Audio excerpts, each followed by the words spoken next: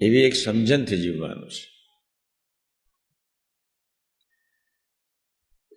દરેક નાના group leader કે પાદિક સંતના સાનિધ્યમાં એના ઓર્ડર પ્રમાણે જીવવું પડે.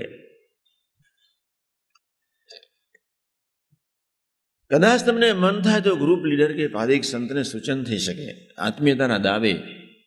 હું જાણું છું, હું સાચો છું, એ ભાવે આપણે ક્યારેય કોઈને સૂચન નથી કરવાનું. ખૂબ નોંધો તમે બધા. હું સમજુ છું ને હું સાચો છું એ ભાવથી તમારે કોઈને ક્યારેય સૂચન નથી કરવાનું. તટસ્થ થઈ જાઓ સૂચન કરતા પહેલા. કોઈ વેગમાં નહીં જાઓ. વેગ એ નાલાયક ચીજ છે. ઉતાવળી પ્રકૃતિને ભગવાનને અનાદિકાળથી દુશ્મનાવટ છે. ઉતાવળી ને ચંચળ પ્રકૃતિ સાથે ભગવાનને અનાદિકાળનું દુશ્મનાવટ છે. અને સાત્વિક પ્રકૃતિવાળા મુક્તો સાથે ભગવાનને અનાદિકાળનું સાથે એ ત્રણ જેના સત્સંગ ન કરી શકે, પોતાની કોણ મકેન કારણે બીજાની કાઢવા માંડે, આખું વાતાવરણ ગમગીન બનાવી દે. મંડળમાં કે તમારા પ્રદેશમાં બહુ ઠંડે ગલે છે ઉઠાવ લેવો, બહુ ઠંડે ગલે છે. હા, ને નાનું યુદ્ધ રહેવાનું છે જ.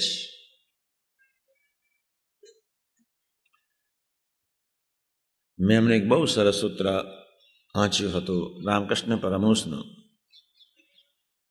રામકૃષ્ણ પરમહંસ માં શારદા નાગમા સાહેબ બધી મંડળીને એક જ વાત કરે, સુખી થવું છે, જ્ઞાનની જરૂર નથી, ધર્મની જરૂર નથી, તપસ્યાની જરૂર નથી, ભક્તિની જરૂર નથી. સરળ થાવ, સાદા બનો. આ કેટલું ફાઇન સૂત્ર છે. બહુ સાદું જીવન જીવવું. જેટલી જરૂરિયાત ઓછી એટલો તમારો સાધનાનો માર્ગ સ્પીડી. જેટલા તમે સરળ એટલો તમારો માર્ગ સ્પીડી, તમારો સંબંધ ન તૂટે. આ એક શબ્દો બહુ અગત્યના છે. સાદું જીવન, સરળ જીવન, સિમ્પલ લાઈફ, હાઈ થિંકિંગ, બધું સરખું છે.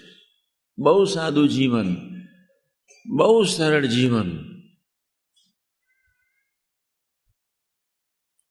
કોઈના હાથ નીચે ઉછેરવાનું મળે તો નસીબદાર સમજવું. કોઈને આપણે લીડ કરવા માટે પ્રયત્ન નહીં કરો.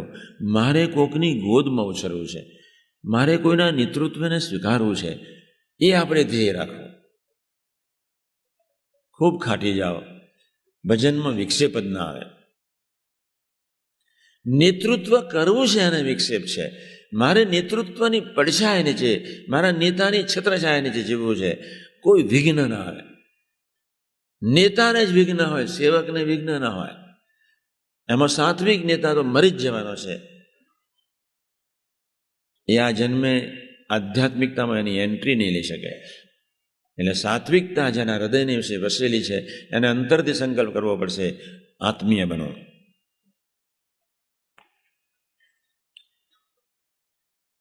સો ટકા આત્મીય બનો, કોઈ બને કે ન બને. મારો આત્મીયતાનો આનંદ મારે કોઈ સંજોગોમાં છોડવો નથી. 2-5 સેવકો થઈને ચર્ચા કરો, ખુલ્લા દિલની વાતો કરો, ભૂલી જાઓ. સભામાંથી બહાર નીકળ્યા અને પછી વિસ્મૃતિ, એનું નામ આત્મીયતા. સભામાંથી બહાર નીકળ્યા, તમારી ગ્રુપ ગોષ્ઠી અથવા તમારી મિટિંગથી બહાર નીકળ્યા પછી ચર્ચા વિચારણા, એના જેવું કોઈ પાપ નહીં. આત્મીયતાનું ભયંકર ખંડન છે. ભગવાનની ક્રોનિક ઉપેક્ષા છે. ભજન કરો, રડીને ભજન કરો. છેવટે હું કે કોઠારી સ્વામી સાથે મળીને ગોષ્ઠી કરી લો. તમારો આનંદ ન જવો જોઈએ, તમારો સંબંધ ન તૂટવો જોઈએ. કશું જ બગડવાનું નથી, કશું જ બગડવાનું નથી. બધું સરસ થઈ રહ્યું છે. તમને ઊંડાણ આપવું છે.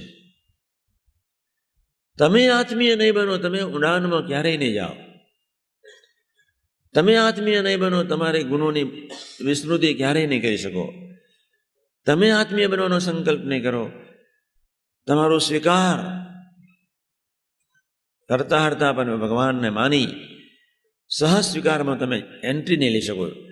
આપણે બંને સાથે કરવું છે. તું કરતા હરતા બી તું છું, આત્મીય બનવું જ છે કરતા હરતા માનીને. આત્મીયતાથી ખૂબ સાધના સરળ થઈ જાય. આત્મીય બનવા માટે અંદર તે સંકલ્પ કરશો એટલે આમ તમારે હરેક પડે તું કરતા હરતા માનીને જીવવું જ પડશે. જે ટાઈમે જે વખતે જે કાંઈ પ્રભુ કરી કરાવી રહ્યા છે સારા જ માટે, મારા સારા માટે, સૌના સારા માટે થઈ રહ્યું છે એવો માનીને પીછેહટ કરવી. ચર્ચાનો વિષય નહીં. અથવા કોક ભગવદી કાર્યકર્તા હોય જેની ઢાંકની બહુ ઊંડી હોય, જેને કોઈનો અભાવ નથી, એવા કોઈ પાત્ર સાથે ચર્ચા કરવી. બાકી નહીં હું સાવ નવરો છું આવી જજો. કોઠારી સ્વામી સાવ નવરા છે. તમે કહેતા છો તમે હરિધામમાં જ રહીશું, આવીશું જ નહીં. તમે જ્યાં કહેશો તો અમે આવી જઈશું. અમે તો સાવ નવરા જ છીએ. પ્રશ્ન એટલો જ છે, આખું વર્ષ એ ગુરુહરિનું સૂત્ર સમ સુરત ભાવનિકતા તરફ નજર રાખીએ છે.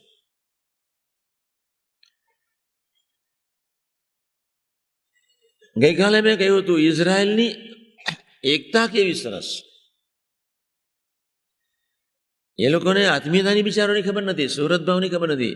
એકતા, સાથે મરવું, સાથે જીવવું, સાથે સુખી થવું ને સાથે દુઃખ ભોગવો, આ એકતા છે. બહુ ઊંચી વાત છે.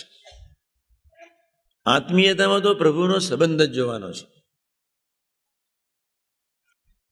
સુહૃદ ભાવમાં તો સંકલ્પ ક્રિયાને ભાવ એના ચરણોમાં, એ તો બહુ ઊંચી કક્ષા છે. 40 લાખની વસ્તીવાળી પ્રજા દુનિયાના પટાંગણ પર કોઈ એના તરફ નજર કરી શકતો નથી. એ લોકોની એકતા છે. હજુ તો આપણે સંપને સમજવાનો છે. આપણે તો જો એકતાને સમજવાની છે. સુહૃદ ભાવ તો અંતિમ અવસ્થા છે. કોઈ ગ્રુપમાં એકતા હોય તો રિઝલ્ટ પ્રભુ આપે જ, પણ આનંદ ના આપે. અને કોઈ ગ્રુપમાં આત્મીયતા હોય તો પ્રભુ હૈયું આનંદ સભર બનાવે. ફેર આટલો છે. કોઈ મુક્તોને સુહૃદ ભાવથી જીવવું હોય, હૈયામાં મીઠાશ પ્રગટાવી દે. સરસ સરસ થઈ રહ્યું છે. બાકી કાંઈ બગડતું નથી, કાંઈ સુધરતું નથી. સરસ થઈ રહ્યું છે. બગડતું નથી ને સુધરતું નથી. ભગવાન લીડ કરાયા છે ને આપણે લીડ કરે એ પ્રમાણે દોરાવું છે. Late him lead according to his own will. We will follow him and him only. આ અરવિંદનું વાક્ય છે. અરવિંદને જ્યારે સૂક્ષ્મ શરીરના કજિયાની શરૂઆત થઈ ત્યારે એમણે સરસ સૂત્ર લખ્યું છે. નિમ્ન સ્તર ને ઉચ્ચ સ્તરની વચ્ચેનું એક યુદ્ધ છે. જડ પ્રકૃતિ અને પરાપ્રકૃતિ વચ્ચેનું એક યુદ્ધ છે. પ્રકૃતિ, સાત્વિક પ્રકૃતિ અને પરાપ્રકૃતિ વચ્ચેના યુદ્ધમાં આપણે બધા ફસાવાનું છે, ફસાઈ રહ્યા છે. અને એમાંથી નીકળવા માટે અને પરાપ્રકૃતિને આધીન જીવાય તે માટે આપણો દ્રઢ સંકલ્પ હૈયાને વિશે આટલું જ કરવાનો છે. કોઈ પણ સંજોગોમાં આત્મીય થવું છે. એકતામાં તમારા ગ્રુપની શક્તિ વધશે. તમારો ગ્રુપ બળવાન આનંદ નહીં વધે. આનંદ વધારવાને માટે, હૈયામાં મીઠાશ એકધારી પ્રગટે તે માટે, દરેક સેવાનું ફળ નિરંતર પ્રાપ્ત કરવાને માટે આત્મીયતા અનિવાર્ય છે. આત્મીયતા સામાન્ય શબ્દ નથી. આપણે ખુલ્લા દિલની ચર્ચા ન કરીએ એ બી તમારું અહમ છે. તમને એમ ન થવું જોઈએ કે મારા બેટા મારી રીતે કોઈ વર્તું નથી, શું ચર્ચા કરીને કામ છે. એ તમારું ભયંકર સાત્વિક ઈગો છે. આપણે કોઈને કોઈની રીતે વર્તાવા નથી આવ્યા. આપણને પ્રભુ પ્રેરણા કરે, સારા વિચારો મૂકવાના છે. પ્રભુની ઈચ્છા હશે તો પ્રભુ સૌને વર્તાવશે, પ્રભુની ઈચ્છા નહીં હોય તો પ્રભુ નહીં વર્તાવે. મારે તટસ્થ થઈ જવું છે, એકદમ તટસ્થ.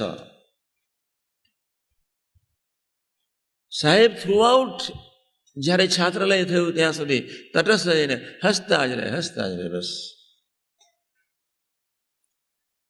તુંય સત્યને બધા જ મોટા. બંનેને વિશે ભાવફેરે થવા દીધો નહીં, બંનેને વિશે એવું જાનપણું નહીં.